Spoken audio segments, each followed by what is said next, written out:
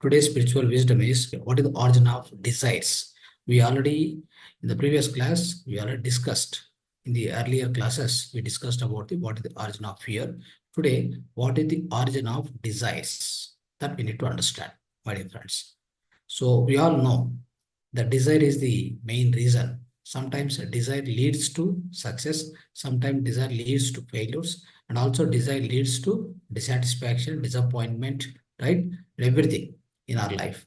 So if any desire, for example, a person keeps some desire.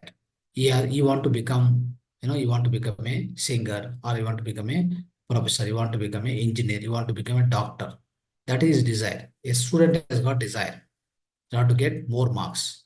If he doesn't get more marks, if he doesn't achieve more marks, what happens? He become disappointed, right? Yeah, sometimes the disappointment increases more, then it gets into something called depression also, isn't it? So this happens, friends. In everybody's life, the desires are very common. So there is no question of like not having desires, friends.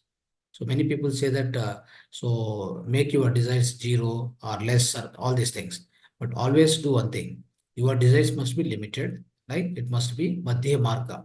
Madhya Marga means so Buddha Ashtanga Marga we already learned in these 21 days. In the earlier classes, we already learned about Buddha Ashtanga Marga. In that, what he says that the desires must be limited. Desires must be always limited. It should be Madhya Marga. Okay. So the right desires and the right way, right quantity, we should have it. Then it's not a problem. So that means it's a healthy desires and also limited quantity and not to be the extremity. Do not never go to the extreme side. Okay. So many people, what happens, so they got some achievement, but what they try to do is they want to get more and more and more achievement. So they always think that so beyond like they go beyond the boundaries. That doesn't work. Okay, what happens is because of the extremity on the desires what you have, you also try to put your efforts, but somehow what happens if the effort doesn't match to the results what you get, then what happens? You get failure. Then you get into the disappointment. So that is why have the limited desires and then work for it. So once you get the results, of course, you are satisfied, you're happy, isn't it? So that's how we need to lead our life. Okay, in our daily life, this is a mantra. Have always the limited desires and also have the reasonable desires. Need not to have the extremity side. Don't go to extreme side. And also don't go to the unreasonable desires. Never keep unreasonable desires. It doesn't work, my dear friends. For example, a carpenter cannot keep a desire of purchasing a big bungalow, isn't it? So it may not be possible for him. A software engineer who is getting 10 lakhs salary per month, he can have a desire of buying a bungalow, not by the plumber or a carpenter, isn't it? So that is not an appropriate desire. We call it as a inappropriate desires, isn't it? So this is what we need to understand, my dear friends. Now, anyhow, so the desires are if the desires are reasonable and the desires are limited, is always healthy and good. So it doesn't matter. There's no problem in it. But so let's discuss more about this desire from where it originates. That means where it will be generated and also where it will be originated and what is the source for the desires. So let's understand all that in detail. Friends, so I'll try to give some examples here, then you can understand more. So what is the source of this desire? From where do you get this source? From where the desires will be generated within us. That we'll understand thoroughly. If we know the origin of the desire, if we can take care of that, or if we can have good control on it, then what happens? You will be always blissful. It means, see, whether desires are fulfilled or not fulfilled, unfulfilled. Sometimes the desires can be fulfilled, sometimes desires may not be fulfilled, isn't it? It all depends upon many factors in your own life or in anyone's life. In that case, what happens many times when the desires are not fulfilled, we go into the so-called sadness or disappointment or something like depression. If the desires are fulfilled, then we are so exhilarated, happy, and it's kind of a joyful, isn't it? So that is not the situation, friends. So if at all your own desires, right, decides your happiness, that cannot be called as a permanent happiness. It's all about a temporary happiness, which stay today tomorrow it will be not there with you. That means the happiness, whatever you enjoy today, tomorrow it is not there. So that is not the real happiness, isn't it? What is the real happiness? It must be with you. It must stay with you all the time. Okay, you must be happy against any situations, any odd situations, good situations, the great situations, whatever it may be happening in your life. Against to that, irrespective of all this, your own happiness must be intact. It must be constant. So that is the real happiness. That is called ananda. That is called blissfulness, my dear friends. If anyone is able to lead the life with the blissfulness, of course, the issues are there. Issues will come for everybody. Even you take Ravana Maharshi life. In the Ravana Maharshi life also, at the end of the life, when he's at the end days of his life journey, what he got the cancer to the in the on the on the hands. The cancer has come. So you mean to say that so he's unhappy person, the cancer has come and he will be suffering? No, it's not that way. So how you treat that is, so definitely the cancer, what it has come, right? So it might be clearing some karma, or otherwise, so it is a one kind of, he'll take karmas from other people and he will he'll put onto his body, he will experience it, and he will relieve the other person from cancer. Anything may happen for the gurus, but they smile on the face. The smile on the face, the way they communicate to you, and it's not like, a ordinary person, what happened if you get a cancer on the hand? First of all, he'll ask you, take to me hospital first. Take to me hospital, give a treatment, and start the medicines. Everything he'll ask you. He'll not leave you, isn't it? So you wanted somehow to save himself and survive himself. So somehow you want to survive. That's how he act and behave, a ordinary person. Okay, he is not a master. But a master, how you behave? A master is a blissful person, a always happy person. How does he behave? He never care about it. He say that this so-called disease has come to my physical body, my soul, my inside, whatever I have a soul, I am the soul consciousness, myself is the soul consciousness. So I am, is always happy, I'm always in the blissful state. Doesn't matter. It comes to the body may go anytime, isn't it? Body is never constant here. It's the impermanent thing. So it doesn't bother. Okay, he doesn't bother about it. So the disease has come to physical body, he'll be witnessing it. He's a witness, is simply a mere witness, a seer witness, seer witnessing the whatever disease has come to his physical body. And he and physical body and the he and disease, they are separated. Always understand. That's how the masters behave. The problem is there, problem and he, both are separate.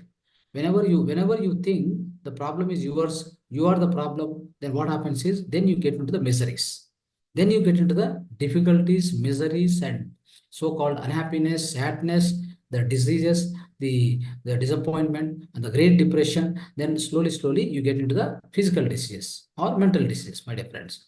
So that never happened with the great masters. That's how I'm just giving an example of Ramana Maharshi here.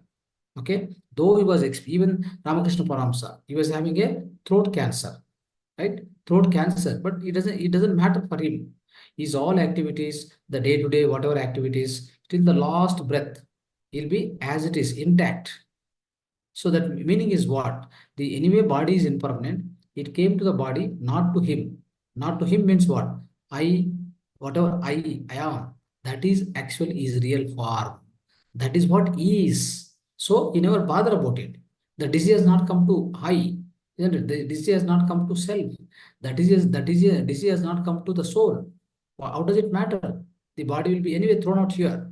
It will go one or other day. Why do you worry? Why do you feel unhappy? Because you know the truth. You realize the truth, my dear friends. Anyhow, so I'll try to give some more examples here.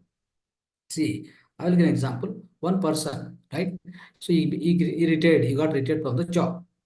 Now he retired from the job, and somebody offered him, why don't you work? You are retired, and we'll give some extra. You get some extra income, 15,000 per month. So let's say they give him the offer to him. He said that no, I'm getting already 30,000 pension. I don't need your job. Okay, I don't need to do the job. Then it's okay. But some other company comes and offer him You need to you don't need to work full days in a week. You need to work for some hours, maybe 3 days, some certain hours in the week. You work for us, give some good consultation, your ideas, your so-called guidance to our business. We will pay you 1 lakh rupee. Then what does he say? You will accept it. How does he accept now? Earlier he rejected. Now he's accepting because money is more here. So it means what? So in the first instant, whenever he say, I don't work because I'm already getting pension of 30,000, I'm happy. But do you think is he really satisfied? He is not satisfied. He is not yet satisfied. That is why he is accepting the next job. Next job for what? Because he's getting more money. So you can imagine the kind of satisfaction is, like is it's more for him. There is no satisfaction within him. So he still his desire is not fulfilled. That means desire is like you can say more till he has got something in him, like a desire is more. That is why he is not satisfied. He's not fully satisfied. So that's where you need to understand. Always everybody for that matter, my dear friends, everybody will be always willing to get more and more and more. That is our real tattva. Let me give you more examples so that you can really understand our true form. What is our true form? Then only when you understand that truth and the true form, then you will really understand the what is the origin of the desires. Definitely you can understand today, right, friends? So now, so what happened? So this is the case. This is one of the example I have given you, right? Similarly, so what will happen is, let's say one person went to Swamiji. Okay, what Swami he asked for Swamiji, saying that uh, he said that I don't have house. I don't have even house also. Then Swamiji offered him. So do one thing. This entire India I will write and give you. Okay. Not forget about house. I'll entire India I'll write and give you, but except Nagpur. He says one example. I'm telling you an example. So it's hypothetical. Okay, not that real example. So he says that Nagpur you have to leave it. Then in his mind, what he says, why don't Nagpur also come into me? Like it is becoming less. He think it is less, isn't it? So first of all, entire India he is ready to give. And then he says that Nagpur you leave it, remaining you take it. Then that person, even though he doesn't have house, now he think that Nagpur is missing. His ideas is always the thing. His thoughts will go on Nagpur only all the time, isn't it? So that is where you understand. There is no limit, friends. There is no limit. Okay, always. So we wanted more. We wanted more. So that is our tattva. That is our tattva. Okay, let me tell you one more thing. Okay, so one more example is, and if you offer to anybody, right? So for example, entire world I'll give you except Nepal. Then what is the thing? So why don't the Nepal comes into me? Nepal also have come to me. So these thoughts will start, isn't it? So that means here something is like this. Even I'll tell you the entire this particular thought process I'm telling you is not limited to 1%, 2%. Entire 700, 800 crores on this earth planet, all the human beings will have the same thought process. Even if you want, you can check with anybody. Okay, you offer something and you just say that this will not be given, remaining everything will be given. Immediately what his thoughts will run, about other thing which is not given. The thing what is given, yes, it's right. The other thing which is not given, he will keep on thinking on that. His thoughts will go on, more and more thoughts will increase on that particular thing which is not given to him. So that's how what happened. All the entire human population on this earth planet, they have the same kind of thinking, similar kind of thinking. There won't be any difference in thinking. So why it is so? Friends, let me tell you, actually what happened. Actually what happens is our real form is that kind of a unlimited. Our real form, that means our real tattva itself is unlimited. How does it work? Let me tell you. For example, in your physical body, right? So if I ask you to sew your ears, right? Ears means you will sew like this. And if I ask you to sew your nose, you will sew this, isn't it? If I ask you to sew your legs, you will sew it. If I ask you to sew your house, you will sew it. Everything, whatever belongs to you, right? Whatever belongs to you, which you acquired, right? All the time. So this physical body you acquired, house you acquired, something, whatever, your vehicles, whatever. You will show you that. But if I ask you to show, what is the, where is your basically where is your mind? Okay, mind you cannot show anyway. But what happens is, wherever mind goes, mind of course travels at a far and wide and at a great velocity. As you know already, thought goes with the highest speed. The thought's velocity is higher than anything in this earth planet, my dear friends. Now, so if I ask you to show where is your thought, right? Where is your mind? You cannot show that. Definitely cannot show. But at the same time, the thought cannot go anywhere without your awareness. That means without you being there. You means what? You means your presence. Your presence means your soul. Your soul presence is always required if thought has to work. Okay. So wherever thought is there, definitely associated with that, there is a soul consciousness. It is must, my dear friends. It means what? The soul consciousness, whatever we call that soul or the self conscious, whatever it is unlimited, friends. Wherever it wanted, it can go, right? Wherever mind is there, definitely the soul conscious will be always along with that. That's how it works. Okay. It doesn't have any limitations. No limitation at all. It can go to anywhere, any place. So it far and wide, the infinite, my dear friends. That nature itself is infinite. You can imagine, right? So that's how, friends, here. So what we need to understand is here, one important thing we need to take a note from this session, right? The important note is, we human beings always we are identified by, so mind, this mind, that is that is, so like that. So the mind and mind, it is mind. So that mind is there, right? So that is what making lot of difference within you. So what's happening is, all the time, so the physical body is mind, that so called this property is mind. So this is my son, is my daughter, right? So this is my house. So likewise, what happens? So all these things, so this mind, whatever it is there, you are confused basically. You are confused. What you are confused is mind and I. You are thinking I and mind. Both are same. You are thinking both are same, but both are different. Because you don't know, you don't have that awareness. Something called the unlimited awareness. Okay. So the unlimited nature, whatever unlimited nature is there. So that awareness you don't have, first of all. Since you don't have that awareness, what happens is, always you don't have awareness, basically you never experienced it. If you have done meditation, of course you might have experienced already. So what you could have experienced, you could have experienced that physical body is only, physical body belongs to this earth planet. The physical body is the one which I am using it, but I am different. I and mind both are not same. Friends, what happens is, inside you, that I is there already. And that I, since I is there, what happened? You have unlimited desire. The desires will start like this only. You always think that, whatever today one house is there, it is mine, but you wanted more. You always wanted more, more, more. The reason is, your actual tattva, your actual, the form itself is unlimited. That is the I, self-consciousness, soul consciousness there, right? So it is unlimited. So as you are unlimited already, your desires also will be always, unlimited only. As long as you don't identify that you and you, that means yours and you both are different. That means I and mine are both are different. As long as you don't identify, then you are the reason for generating desires is that only. The reasons for generating the desires all the time from our side, from within us, the reason is, you are always thinking that I and mine both are same, but they are different. Okay. If you try to understand this, if you come to an experience of I, right, that so-called soul consciousness, then this will disappear. Then what will happen? So whatever you have, you'll be happy. For example, one example I'll give you. So the great yogi Diogenes.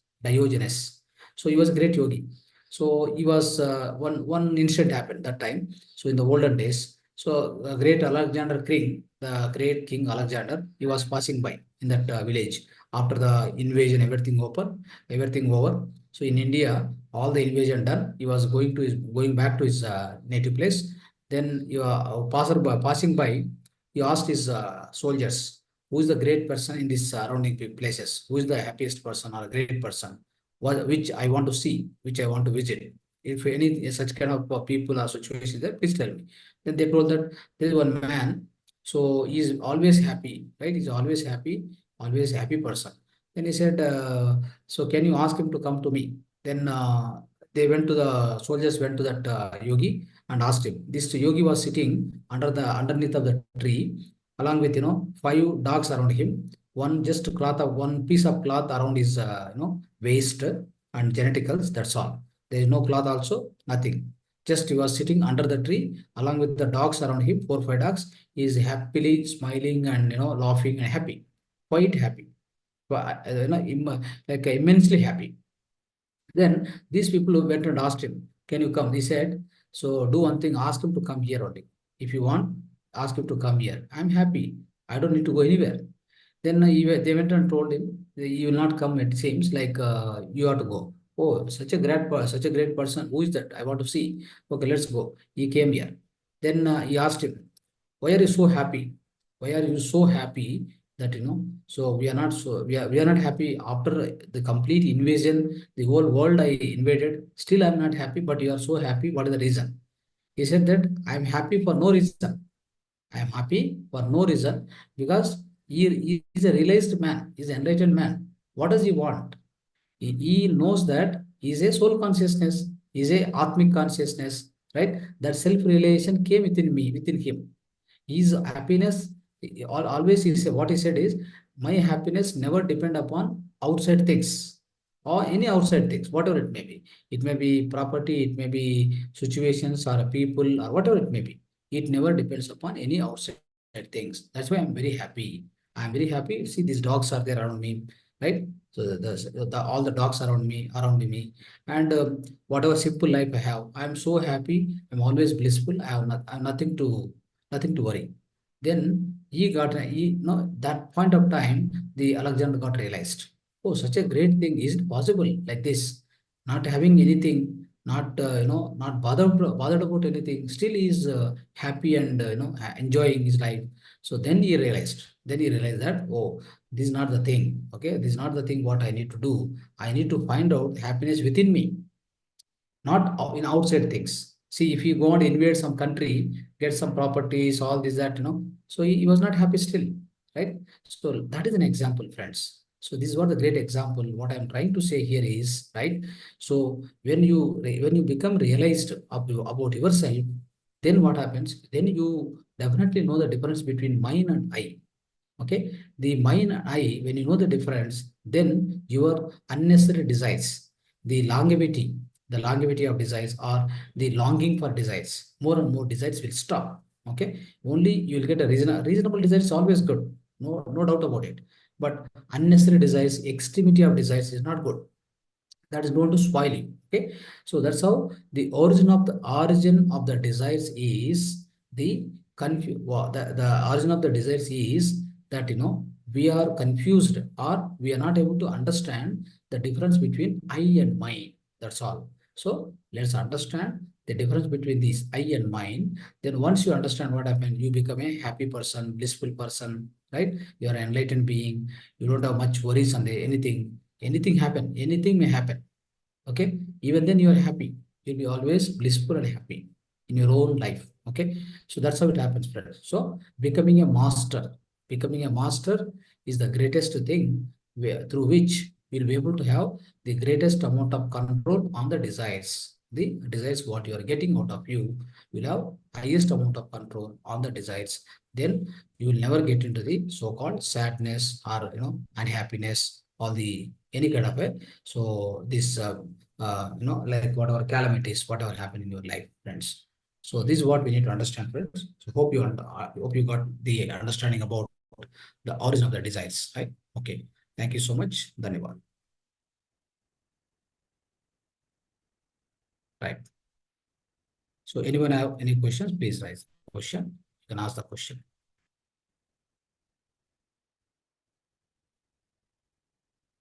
Otherwise, you can share the experience also, right?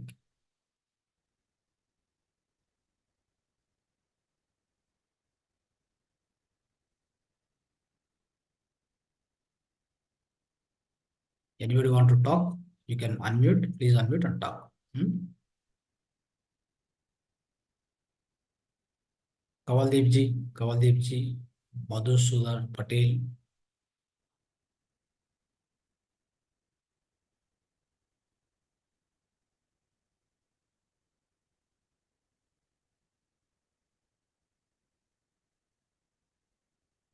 Yes, anybody want to express? Please speak up.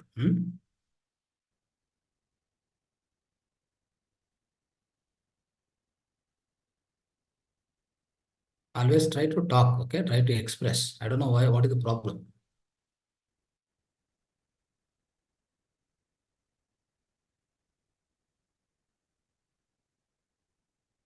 Kavaldeep. Yes. Unmute karo. Unmute yourself. Yes. Okay, sir. Yes. Sir, earth vibrations అన్నారు కదా అవి earth movie అవి one time మళ్ళీ password forward చేయరా? ఏం చెప్పండి. అది మనకి ఎర్త్ నుంచి స్కై నుంచి ఆకాశం నుంచి ఇది స్కై నుంచి మూవ్ అవుతున్నారు కదా వైబ్రేషన్స్ అది వన్ టైం ఫార్వర్డ్ చేయండి. వైబ్రేషన్స్ అంటే వైబ్రేషన్స్ ఏది వీడియోనా? వీడియో అండి, వన్ టైం ఫార్వర్డ్ చేయండి. అంటే మాది డిలీట్ అయిపోయిందండి. Spiritual reality. అవునండి. స్పిరిచువల్ రియాలిటీనా? అవును. స్పిరిచువల్ అది డిలీట్ అయిపోయింది. ఓకే. రైట్. అది ఫార్వర్డ్ చేస్తాం, గ్రూప్ లో ఫార్వర్డ్ చేస్తాం. గ్రూప్ లో ఫార్వర్డ్ చేయండి. అంటే చాలా మంది తర్వాత యాడ్ అయ్యారు కదా, కొంతమంది అది లాస్ట్ అయింది. Right, no problem. Thank you sir. Topic అర్థమైంది ఈరోజు? Okay sir. అర్థమైందా? ఓకే అండి. అంటే మీ కోరికలకు మూలం ఏంటి అంటే మన అనంతతత్వాన్ని మనం అర్థం చేసుకోలేకపోవడమే కోరికలకు మూలం. నేను ఇంతే, నేను పరిమితము అన్నందుకు మనకి ఎప్పుడు కోరికలు వస్తూనే ఉంటాయి. ఇప్పుడు ఒక బాటిల్లో నీళ్లు కొద్దిగా పోసాం అనుకోండి, ఇంకా ఖాళీ ఉంటుందా? ఆ ఖాళీ ఎప్పుడు ఉంటది కదా. ఆ ఖాళీ ఉన్నంత వరకు మనకి కోరికలు అట్లే వస్తూనే ఉంటాయి. ఎప్పుడైతే ఆ బాటలే నేను అనుకున్నప్పుడు ఇక అక్కడ కోరికలే ఉండవు. అంటే నేనే కదా అనంతం. నేనే అనంతం అనుకున్న నాకు ఇంకేంటి కోరికలు సపరేట్ గా? అవును కదా. అది అక్కడ జరిగేది. కాబట్టి అనంతతత్వాన్ని గుర్తించాలి. ఆ అనంతతత్వాన్ని మీరే అనంతతత్వము అని మీరు తెలుసుకుంటే అక్కడికి కోరికలు నశించిపోతాయి. అర్థమైందా? సార్ తెలుగు సెషన్ కూడా ఉందండి. తెలుగు సెషన్ మార్నింగ్ ఉంటుందండి. Morning 5 to 7. 5 to 7. Morning 5 to 7 ఉంటుంది. 2 hours ఉంటుంది. మీరు పని చేయండి, 555 నెంబర్కు మెసేజ్ పెట్టండి, దాంట్లో వాట్సాప్ పెట్టండి, పంపిస్తాను. లింక్ కావాలంటే మీరు జాయిన్ కావచ్చు. మార్నింగ్ టైం అది జాయిన్ కావండి, నైట్ టైం కావాలంటే జాయిన్ కావండి. ఇది అయిపోతుంది. అది కూడా ఈ 25th కల్లా అన్నీ అయిపోతాయి. అన్ని సెషన్ క్లోజ్ అవుతాయి. మళ్ళీ 1st April నుంచి మళ్ళీ స్టార్ట్ అవుతాయి. Okay, thank you sir. Thank you. Yes, right. Anybody else want to share? Madhusudan, Kavaldeep.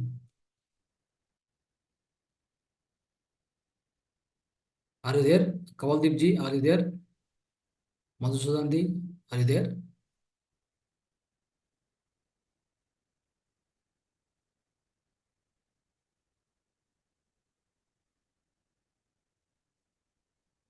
Why are you not able to unmute? Any problem? Are they available, or otherwise any angels are attending this session? I don't know.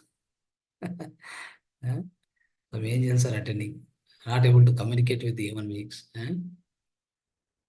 Right. Anyway, we'll move on to the next session, friends. Thank you so much. Dhanyavad to all of you for attending this session.